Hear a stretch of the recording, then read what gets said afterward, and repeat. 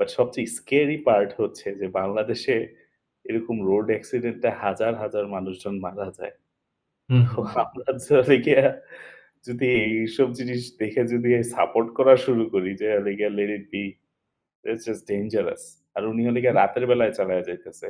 তো হুম, হুম, উনি হুম, বাড়ি-টাড়ি মাইরা গেলেও কয়জনেরই বা হিসাব আছে? যে কতজন রাস্তায় মারা যাচ্ছে বা কি হুম, হচ্ছে হুম, না হুম। হচ্ছে।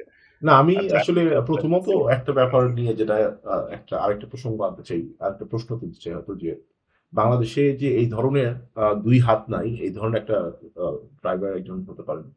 আম এইটা আমি জানতাম না। আমার মানে ২ হাত নাই এরকম তো। উনি খুব হুম, স্কিলফুল এটা নিয়ে আমার কোন সন্দেহ নাই।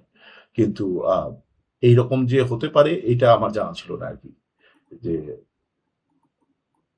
যাত্রীরাও এখানে কিন্তু আমি জানে না একটা এবং দেশের বহু মানুষও জানে না যে হচ্ছে একেবারেই হাত নাই। আ এই ধরনের উনি ড্রাইভার হয়ে বসে আছেন। আমরা যেমন তুমি কি কখনো শুনো যে কোনো গাড়ি যখন অ্যাক্সিডেন্ট হয়ে ২০ জন ৫০ জন মারা যায়, সেই ড্রাইভারের হাত ছিল কি ছিল না? তুমি কি এই প্রশ্নটা কখনো তোমার মাথায় আসে কিনা? সেটাই মানে আসবে না কিন্তু। কারণ হচ্ছে আমি কখনোই ধারণা করি না যে একজন ড্রাইভারের ২ টা হাতই থাকবে না। উনি ড্রাইভ করবেন।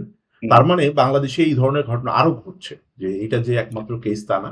বাংলাদেশে হয়তো এরকম ২ লক্ষ ৫ লক্ষ ড্রাইভার আছে। তাদের মধ্যে হয়তো হ্যাঁ, আরো অন্তত এরকম ৫০০ ১,০০০ জনের এই ধরনের হাত নাই গিয়ে নাই। মানে এবং অনেকগুলো তাদের অ্যাক্সিডেন্ট অ্যাক্সিডেন্ট হইলেও হ্যাঁ।